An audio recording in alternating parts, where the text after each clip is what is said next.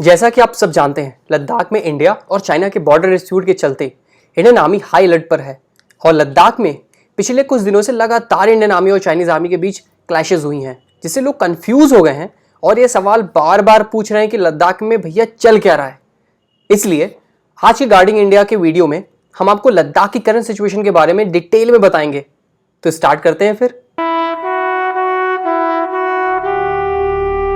जैसा कि हमने गार्डिंग इंडिया के पुराने वीडियोस में कवर किया था कि इंडिया चाइना बॉर्डर डिस्प्यूट मई 2020 से ही चल रहा है, जब चाइनीज सोल्जर ने पैंगोंग त्सो लेक के फिंगर एरिया 4 में घुसपैठ की थी। दोनों देशों के बीच टेंशन 15 जून 2020 के गलवान अटैक के बाद काफी बढ़ गया था, क्योंकि गलवान में चाइनीज आर्मी के सोल्जर्स ने कील लगे हुए बैट, लोहे की रॉड और डंडे से निहत्थे इंडियन आर्मी के जवानों पर एम्बुश कर दिया था, जिसमें 16 बिहार रेजिमेंट के कर्नल संतोष बाबू और 20 जवान शहीद हो गए थे। अमेरिकन मीडिया की लेटेस्ट रिपोर्ट से पता चलता है कि गलवान अटैक में इंडियन आर्मी के बहादुर जवानों ने चाइनीज आर्मी के हमले का मुंहतोड़ जवाब दिया और लगभग 60 चाइनीज सोल्जर्स को मार गिराया था। गलवान अटैक के बाद दोनों देशों के बीच डिप्लोमेटिक और मिलिट्री लेवल पर कई बार बात हुई, लेकिन यह बातचीत बॉर्डर स्टैंड ऑफ खत्म नहीं करा पाई, क्योंकि चाइनीज आर्मी ने पैंगोंग त्सो के फिंगर एरिया से जाने से मना कर दिया है। आखिर में 29 से 30 अगस्त 2020 को इंडियन आर्मी ने एलएसी पर एक बड़ा ऑपरेशन करते हुए थाकुंग स्पैंगुर रिज, जिसे कि कैलाश रेंज भी कहा जाता है और जो पैंगोंग त्सो से रेचिनला या रेकिन पास तक जाती है, कि सभी इंपॉर्टेंट पीक्स पर कंट्रोल कर लिया है। इंडियन आर्मी की इस जीत से चाइनीज आर्मी के लिए अब चुशुल सेक्टर में अटैक करना नामुमकिन सा हो गया है। लेकिन इंडियन आर्मी के इस जीत से चाइनीज आर्मी बहुत एग्रेसिव हो गई है और सैटेलाइट इमेज से पता चलता है कि चाइनीज आर्मी ने पैंगोंग त्सो के फिंगर एरिया में और स्पैंगुर गैप के पास मोल्डो एरिया में अपनी सेना की डिप्लॉयमेंट बहुत ही ज्यादा बढ़ा दी है। पूरे लद्दाख स्टैंड ऑफ के दौरान चाइनीज आर्मी ने पैंगोंग त्सो के एरिया में लगातार नई चाइनीज पोस्ट और रहने के शेल्टर्स बनाए हैं। चाइनीज मीडिया के रिपोर्ट्स के अनुसार 29 से 30 अगस्त 2020 की इंडियन आर्मी स्ट्राइक के बाद चाइनीज आर्मी ने अपने सारे पावरफुल मिलिट्री इक्विपमेंट एलएसी के पास और तिब्बत में भेज दिए हैं। इन नए चाइनीज इक्विपमेंट में चाइनीज एयरफोर्स के H-6 बॉम्बर्स, जिसमें 2000 किलोमीटर रेंज वाली CJ-20 air launch cruise missile लगी होती है, को तिब्बत में डिप्लॉय कर दिया गया है। यही नहीं, बल्कि चाइनीज एयरफोर्स ने सुखोई 30 MKK फाइटर जेट्स और Y-20 ट्रांसपोर्ट एयरक्राफ्ट को भी तिब्बत में भेजा है। चाइनीज आर्मी ने अपने टाइप 99 मेन बैटल टैंक्स, जो कि चाइनीज आर्मी के सबसे पावरफुल टैंक है, और टाइप 15 लाइट टैंक्स, जो कि ऊंचाइयों वाले इलाकों के लिए स्पेशली बनाए गए हैं, और ZBD-04 या टाइप 4 इन्फेंट्री फाइटिंग व्हीकल्स और आर्टिलरी गन्स भी भेज दी है। खबरों के अनुसार चाइनीज आर्मी ने एयर डिफेंस, इन्फेंट्री और स्पेशल फोर्स यूनिट को भी एलएसी पर भेजा है। इसके अलावा चाइना ने अपनी 71st ग्रुप आर्मी, जिसमें लगभग 35,000 से 40,000 सोल्जर्स हैं, को ईस्टर्न चाइना के जियांगसू प्रोविंस से नॉर्थ वेस्ट चाइना के गोबी डेजर्ट में भेजा है, जहां से 71st ग्रुप आर्मी आसानी से अक्साई चीन में भेजी जा सकती है। पूरे लद्दाख स्टैंड ऑफ के दौरान चाइनीज आर्मी की वेस्टर्न थिएटर कमांड ने अपनी ऑपरेशनल कैपेसिटी को बढ़ाने के लिए तिब्बत में कंबाइंड ब्रिगेड स्ट्राइक एक्सरसाइज की है और इसके वीडियो लगातार रिलीज किए हैं। टीम गार्डिंग इंडिया के एस्टिमेट के अनुसार अभी अक्साई चीन एरिया में चाइनीज आर्मी ने लगभग 50,000 PLA सोल्जर्स को डिप्लॉय किया है। मीडिया रिपोर्ट्स के अकॉर्डिंग चाइनीज आर्मी एलएसी पर अपने इलाके में लगातार टैंक से फायरिंग कर रही है, जिसकी आवाज इंडियन आर्मी के जवान भी साफ साफ सुन सकते हैं।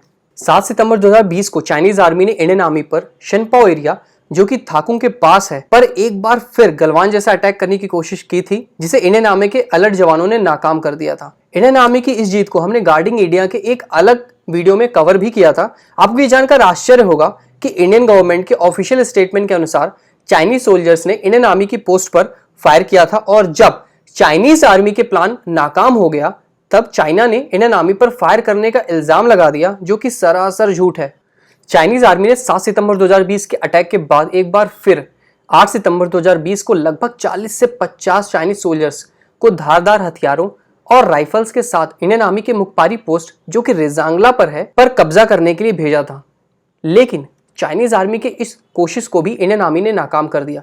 इसके बाद 11 सितंबर 2020 को इंडिया के विदेश मंत्री श्री S जयशंकर और चाइना के फॉरेन मिनिस्टर वांग यी के बीच मॉस्को में एक मीटिंग हुई। दोनों देशों के बीच चल रहे बॉर्डर डिस्प्यूट के चलते इस मीटिंग को बहुत ही इंपॉर्टेंट माना गया था। फॉरेन मिनिस्टर की इस मीटिंग में इंडिया ने चाइना से पूछा कि चाइनीज आर्मी ने क्यों इतने ज्यादा सोल्जर्स अक्साई चीन एरिया में डिप्लॉय कर रखे हैं, और इंडियन गवर्नमेंट के अनुसार चाइनीज फॉरेन मिनिस्टर इस सवाल का कोई भी जवाब नहीं दे पाए थे। हमारे विदेश मंत्री ने चाइना के विदेश मंत्री को यह साफ बता दिया कि चाइनीज का इस तरह से बॉर्डर एरिया में इतने ज्यादा सोल्जर्स को रखना 1993 और 1996 बॉर्डर एग्रीमेंट्स के खिलाफ है, और चाइनीज आर्मी के इसी डिप्लॉयमेंट के चलते ही LAC पर दोनों देशों के बीच क्लैशेस हो रही हैं। इस मीटिंग में इंडिया और चाइना ने यह मान लिया कि दोनों देशों को LAC से जल्द अपनी सेनाएं वापस बुला लेनी चाहिए, लेकिन यह कैसे होगा इस पर दोनों देशों के अलग अलग ओपिनियन है। इंडिया ने चाइना से यह बोला है कि चाइनीज आर्मी पैंगोंगसो के फिंगर एरिया, जिस पर चाइना ने मई 2020 में इलीगली कब्जा किया था, से चली जाए, और इसके बाद दोनों देश धीरे धीरे बाकी फोर्स को भी वापस बुलाएंगे, जिसका स्टेप बाय स्टेप वेरिफिकेशन होगा। लेकिन चाइनीज फॉरेन मिनिस्टर ने यह बात मानने से इनकार कर दिया है, क्योंकि चाइनीज आर्मी पैंगोंगसो के फिंगर एरिया से वापस जाने को तैयार नहीं है। इतना ही नहीं, चाइना ने यह डिमांड की है कि इंडियन आर्मी अपनी सभी नई पोजीशन, जहां इंडियन आर्मी ने 29 से 30 अगस्त 2020 की रात पर कब्जा किया था, को तुरंत खाली कर दे। चाइना की इस बात का जवाब में विदेश मंत्री श्री S जयशंकर ने यह बोला था कि इंडियन आर्मी ने LAC क्रॉस नहीं की है और चाइनीज क्लेम्स गलत हैं। अंत में दोनों ही foreign minister Ladakh stand off को खत्म करने के लिए एक 5 पॉइंट्स फॉर्मूला पर सहमत हुए, लेकिन चाइनीज आर्मी इस 5 पॉइंट्स फॉर्मूला को LAC पर कितना मानती है ये तो बाद में ही पता चलेगा। लेकिन मैं आपको ये बताना चाहूंगा कि 12 सितंबर 2020 को ही ये साफ हो गया कि फॉरेन मिनिस्टर की इस मीटिंग का कोई ज्यादा इंपैक्ट नहीं हुआ है, क्योंकि 12 सितंबर को ही चाइनीज आर्मी ने स्पैंगोर गैप में और भी ज्यादा सोल्जर्स, टैंक्स और आर्टिलरी गन्स भेज दी। इन PLA सोल्जर्स में चाइनीज मिलिटिया स्क्वाड्स, जो कि चाइना की एक इरेगुलर आर्मी है जिसमें बॉक्सर्स, मार्शल आर्टिस्ट और माउंटेनियर्स होते हैं।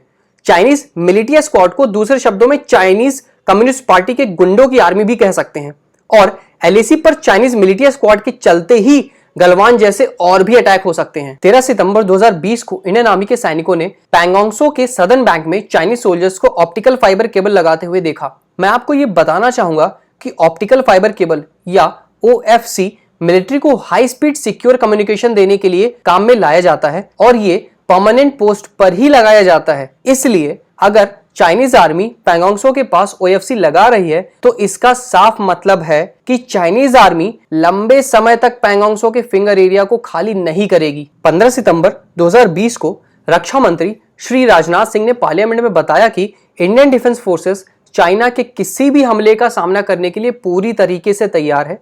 इतना ही नहीं, चाइनीज आर्मी के किसी भी सरप्राइज अटैक को रोकने के लिए चुशुल सेक्टर और फिंगर एरिया में इंडियन आर्मी हाई अलर्ट पर है।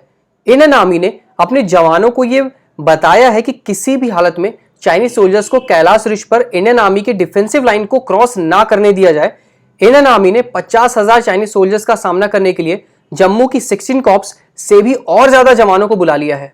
अभी इंडियन आर्मी के T-90 टैंक्स और M777 light weight artillery guns Chushul में डिप्लॉयड है और चाइनीज आर्मी के किसी भी हमले को रोकने के लिए तैयार है। इंडियन एयरफोर्स के Sukhoi 30 MKI fighter jets Chinese air force के किसी भी हमले को रोकने के लिए लगातार लद्दाख में दिन और रात सॉर्टीज कर रहे हैं। आखिर में टीम गार्डिंग इंडिया की तरफ से मैं इतना ही कहना चाहूंगा कि हम उम्मीद करते हैं कि लद्दाख स्टैंड ऑफ शांतिपूर्व बातचीत से सॉल्व हो जाए, और जब तक ये डिस्प्यूट खत्म नहीं होता तब तक चाइनीज आर्मी के किसी भी हमले को रोकने के लिए इंडियन आर्मी हाई अलर्ट पर रहेगी।